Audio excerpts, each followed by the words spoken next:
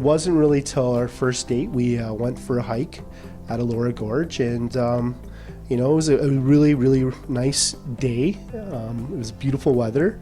We got a chance to talk to each other and get to know each other a little bit more. And we were both sitting on a bench, and I, had an ice cream and she had an ice cream, and I thought it was really nice. When I was done my ice cream, she said, are you done? I'll throw your garbage out. And I thought, wow, this girl's really, really nice. I kind of just had that feeling that I knew that, this is one that I want to, get to know a little bit more, but also she just makes me happy and excited. I will say that I saw you before at a staff meeting. You were presenting something, and I just said, wow, that person has such amazing presence. That is somebody that I would like to be with one day in the future. I didn't realize that it would actually be one day, though. So it was good.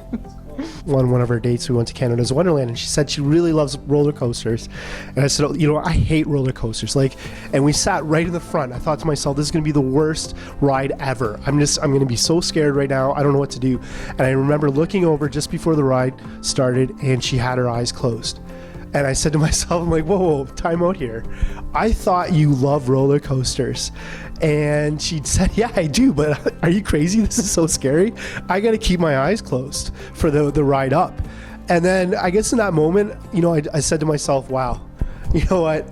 I'm glad to find somebody that not only intrigues me, scares me sometimes, makes me smile, but also is, just so much fun to be around. I think we were both in the right spot, and timing-wise, we were both ready to get married. Leading up to our marriage, we obviously took the marriage course, which I found was a great weekend because it kind of just reconfirmed to me a lot of the things that I already knew, but also gave me an opportunity to say, maybe there's questions that I have to ask. What are your beliefs? What do you believe in? What are your long-term goals? What are your aspirations? And I think for couples not to have those conversations and go into a long-term relationship is very difficult.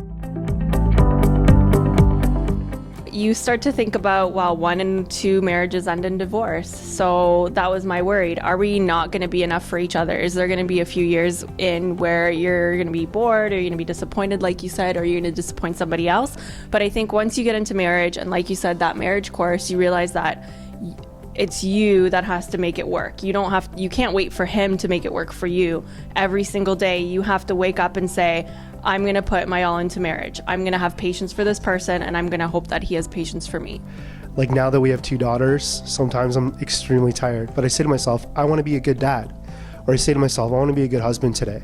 So I think there's a little bit of self-talk, and there's a little bit of, you have a perception of how you want things to be. Well, you can make that a reality if you're positive and you say to yourself, I want to make this work. I think my go-to, and I think our go-to, is to never go to bed mad. Because if you let it stew, if you get mad, then you start to resent that person over time.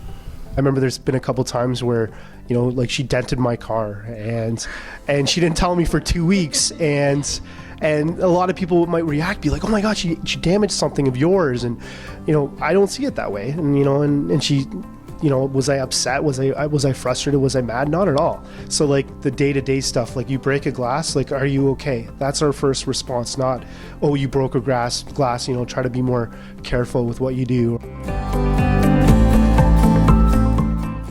Because we both do try our best, I see that Tom notices when I'm upset, and he asks me, why are you upset? I know that you're upset. Let's talk about this. What are you upset about? And I think the fact that he continues to try to push things out of me and continues to ask me questions, it helps me lay it all out on the table and then talk about it. But it takes time to understand somebody, and it just takes that notion that, hey, you know what? I really want to make this better. And it's a little bit of self-talk again. What would my partner say on this situation? Or what would happen if I did this? You know the consequences, or you know how that person would feel. I think it actually came in a conversation that was out of the blue, hey Marta, do we have kids or what? And I don't know, I guess her face kind of reacts. Disagree. I think on our first date, we had a conversation of, do you like dogs? And then we were both scared to say, no, I would never want to have a dog in our house. And then it was well, would you want to have kids one day? And it was right away automatic, yeah, for sure. And I think those really important questions that have to do with your morals, you got to lay that out on the table. the one thing that I learned through all of my years of experience is, like, if you want something, ask right away. Don't wait. Don't say, oh, I'm so worried. Maybe he'll break up with me. Maybe he'll leave me. If that's the right guy for you, you can ask anything about the future and that person will stick around. You know, I never really was concerned about my safety because I thought to myself, like, oh, if I get hurt or something, it's okay. It's just me. But when you become a parent, you know, you recognize that there's people that are dependent on you, and you know, so your health matters to them. There's this little incredible life that you've produced that's got your DNA, it's got some of your character traits, and as you grow with them, you know, you change totally as a person. Like, I remember there were some things that I thought were so important to me, like going shopping or going to the mall or hanging out with friends, and then you realize, like, time is precious, and then don't waste your time on maybe people that aren't the best for you, that don't make you happy, that aren't going to be around when you need their help. And I think just realizing that there's other more important things like family. I really admire his ability to always talk to people, to always make them feel special, to always make them feel like they matter. You know, you can learn valuable lessons from your loved ones. And I know, for example, like I had a really hard time with forgiveness. Certain situations, well, I'm like, well, no, I can't forgive that person, or I'm not going to go back on this. And she just said, let it go. And I think it was that connection through the church and God. And, you know, she taught me how to forgive.